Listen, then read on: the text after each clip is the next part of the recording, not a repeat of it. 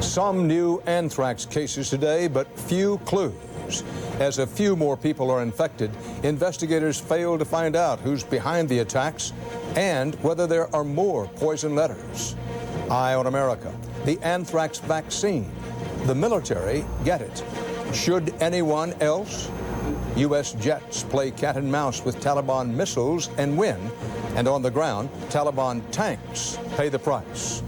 Also, can the U.S. smooth its troubled friendship with Saudi Arabia, the birthplace of Islam?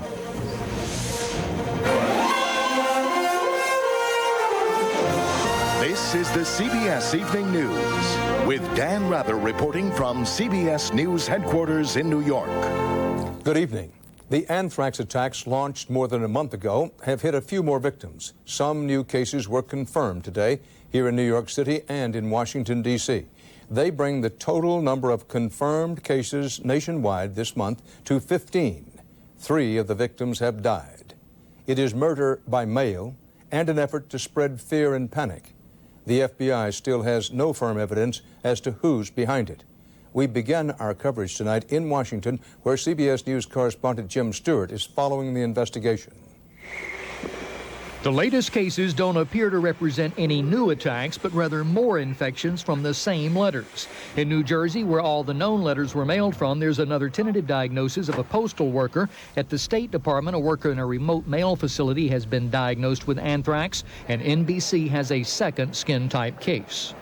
There's one other person who apparently handled the letter that was sent to NBC, who is now confirmed to have developed cutaneous anthrax. Meanwhile, officials say they still don't know who made it, who mailed it, or where it came from, but they're certain it's all connected. I can say to you without question, this is anthrax, and the samples from New York, Washington, and Florida are all from the same family or strain. But while they're from the same strain, officials confirm the anthrax in the letter to Senator Tom Daschle was described as fine and floaty, meaning more likely to be inhaled, while the bacteria sent to the New York Post was described as coarse. One of my scientists actually described the New York Post sample as looking like Purina dog chow, clumpy like a pellet. All of which leaves investigators pretty much where they have been, still believing there's no connection to any organized terrorism, but not ruling it out. No evidence that another nation like Iraq sponsored the letters, but not ruling that out either, and still canvassing U.S. laboratories and medical facilities for any missing anthrax. Meanwhile, the Postal Service says it's examining 200 mail facilities up and down the eastern seaboard for signs of anthrax. Postal employees lined up for nasal swabs. And in the Senate, lawmakers passed a bill making it easier for police to track down and detain suspected terrorists of all types. The president is expected to sign it into law Friday. Federal agents say what they need is a break, someone who's seen something suspicious, maybe the discovery of another letter, or even better, catching someone trying to put one in the mail. Dan? Thanks, Jim Stewart. Here in New York, the Postal Service confirmed late today anthrax bacteria have been found on a few mail sorting machines in a Manhattan postal processing center. In Washington, anthrax is still keeping some congressional buildings closed, but others reopened today, as CBS's Bob Schieffer reports from Capitol Hill. Capitol staffers were so anxious to get back to their desks, they were already lined up when 2 more office buildings were declared safe and open. But the barricaded Hart building, where that letter with anthrax sent to Senator Daschle was received, remained closed. An entire quadrant of the building, offices for 12 senators, will be sealed off and closed indefinitely. Testing showed anthrax is still there. We know there is ample contamination in that quadrant to cause concern, and which will deny any access to the quadrant for the foreseeable future. Another part of the building was also sealed when anthrax was found in a freight elevator. This is now the 5th location within the Capitol complex where we've found traces of anthrax. That just added to the jitters here. We're all kind of flying by the seat of our pants around here in terms of getting our work done.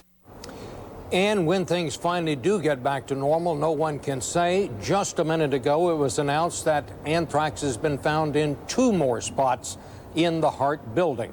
And there is one other development tonight. Senator Bill Frist who is also a doctor and is helping on the investigation, says he's now convinced that more than just the Daschle letter went through the mails here. He said it is simply impossible for one letter to expose so many people to anthrax. Dan. Bob Schiefer reporting live from Capitol Hill. It was 3 weeks ago today that health officials confirmed the first anthrax case, a photo editor at a Florida newspaper. Not much to be concerned about. Government authorities told us at the time they were wrong, and much has changed. CBS's Wyatt Andrews reports tonight how we got from there to here. In just 3 weeks, the threat of anthrax has evolved from low risk. It appears that this is just an isolated case. To the emergency now gripping the country. This is weapons-grade material. The attack has killed 3 Americans and hospitalized several others, but to some experts, the attack has generated more fear than damage. It is an inefficient form of attack by biological warfare standards. William Patrick, an expert in bioweapons, says anthrax by mail is a difficult way to kill.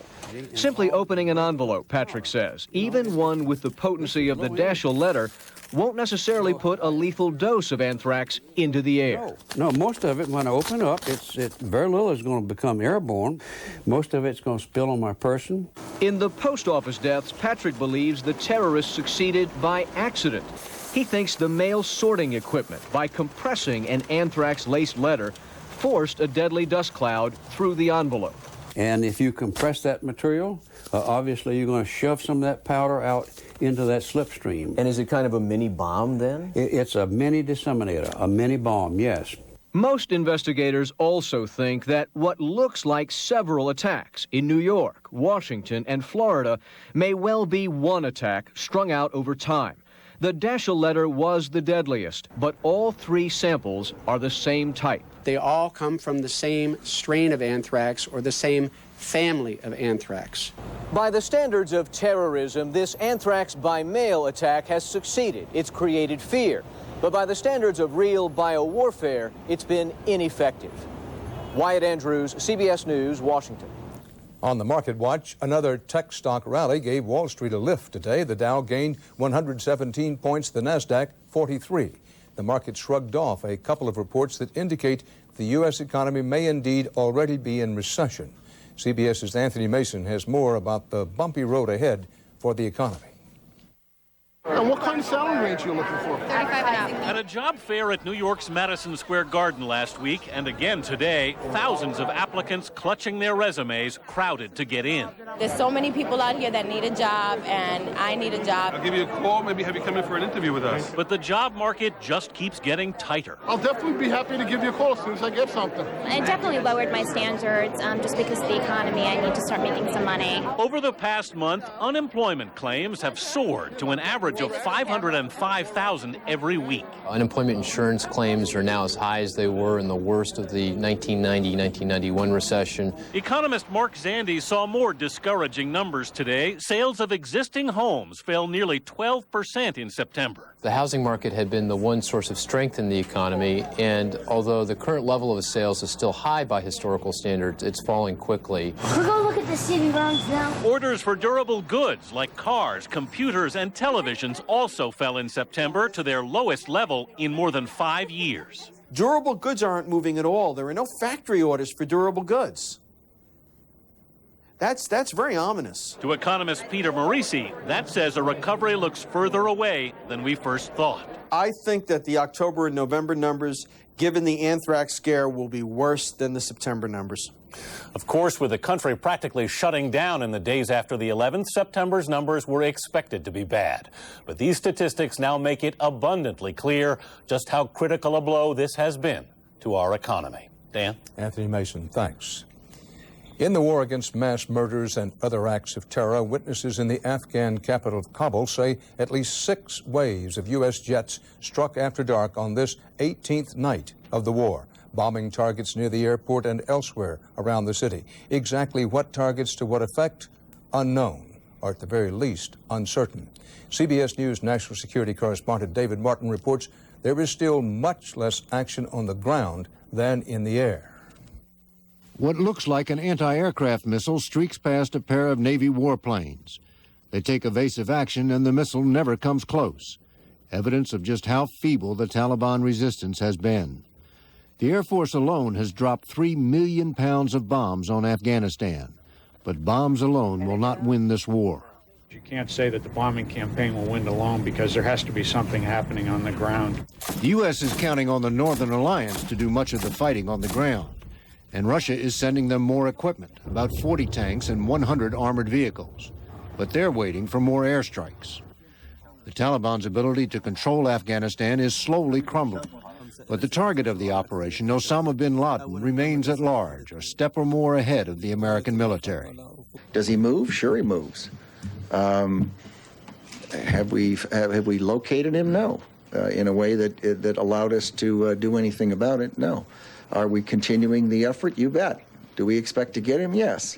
Officials say the U.S. has received a number of intelligence reports on bin Laden's whereabouts, but they are not reliable or current enough to use for launching an attack on his suspected location. The Air Force has now begun operating the Predator unmanned reconnaissance drone out of Pakistan, giving the U.S. a better ability to spot and hit moving targets in southern Afghanistan. But winter will bring clouds that make it harder. All those laser-guided bombs you've seen on television don't work in bad weather. The hunt for bin Laden is much like the hunt for the mobile Scud missiles Iraq was firing at Saudi Arabia and Israel during the Gulf War.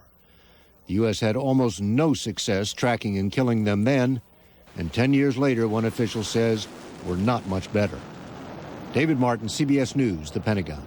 Many of the Scud missiles U.S. forces had such a hard time finding during the Gulf War were launched against Israel, and now, as then, Middle East confrontations threaten to inflame a much larger war. Today, Israel pulls some of its troops back from direct conflict with the Palestinians. But as CBS's David Hawkins reports, elsewhere, the violence goes on. For a week now, Israeli tanks and troops have been battling Palestinian security forces and militant gunmen deep inside Bethlehem and 5 other West Bank cities in some of the fiercest fighting of the year-long conflict. More than 40 Palestinians have been killed, including many civilians. Israel launched the military offensive, it says, to hunt down the assassins who killed an Israeli cabinet minister and to uproot Palestinian terrorists. Today, an Israeli general said a few suspects connected to the assassination were captured in a raid on a Palestinian village yesterday, but not the gunmen themselves. There is a connection, but the connection is not so strong.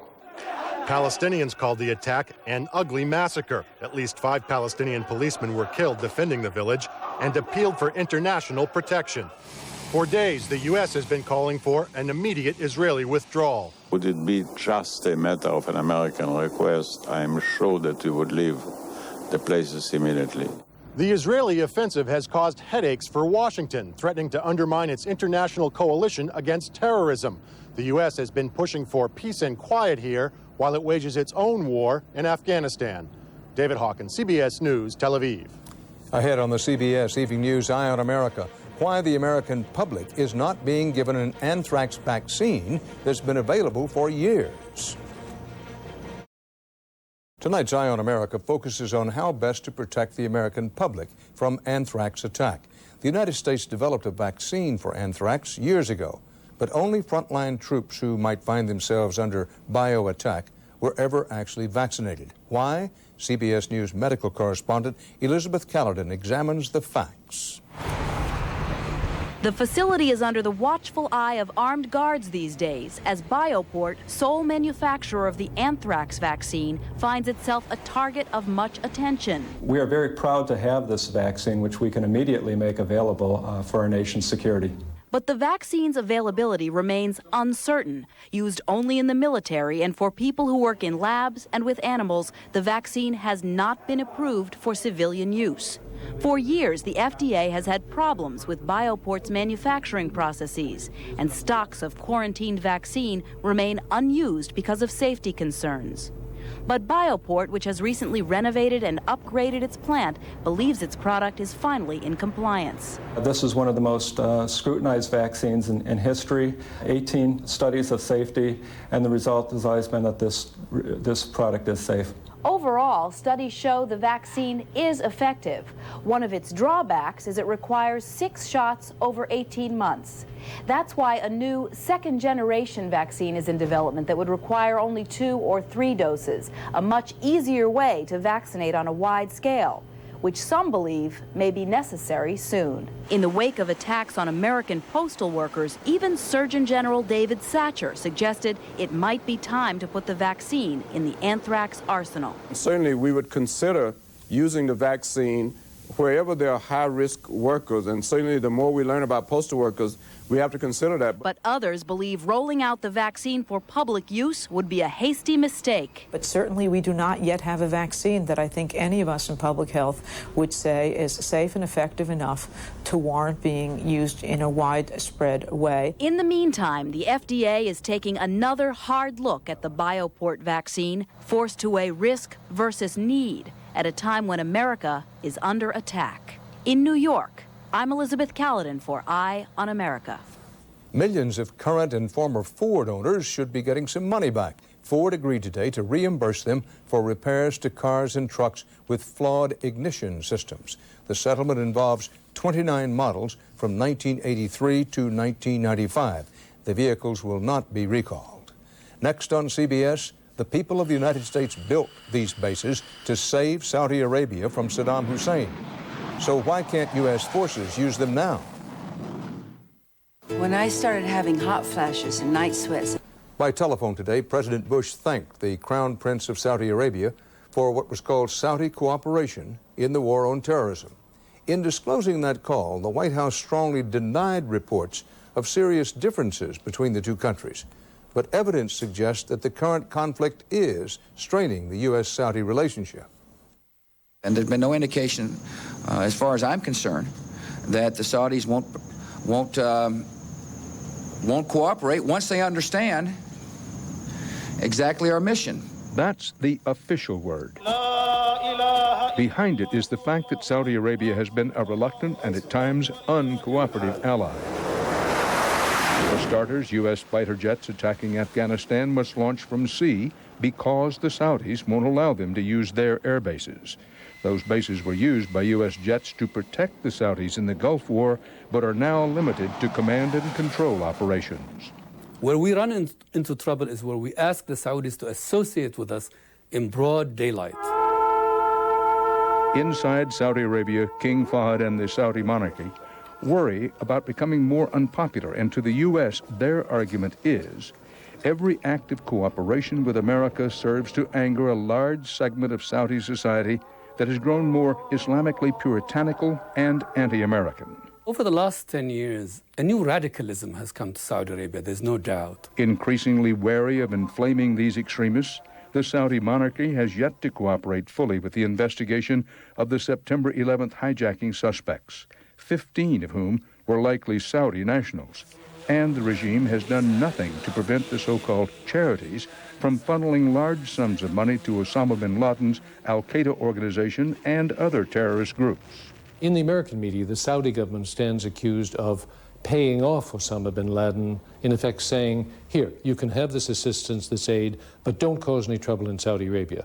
I don't think that has been the case. Richard Murphy is a former U.S. ambassador to Saudi Arabia. He believes the Saudi government would never knowingly support bin Laden because he is their single greatest threat, intent on their overthrow for allowing an American military presence inside the Muslim Holy Land. I think the principal concern of the Saudi leadership is the survival of Saudi Arabia, led by the House of Saud. And their survival is not just in their best interest, but possibly in America's too, because one alternative to the current monarchy might be a generation of bin Laden sympathizers. Just picture a government like the Taliban, controlling 25% of the world's oil. We know what that breed of holy warrior wants. The resources of Saudi Arabia, tethered to an ambitious bid for power, nuclear weapons, weapons of mass destruction, on the lot. Stay with us now. The CBS Evening News will continue in just a moment.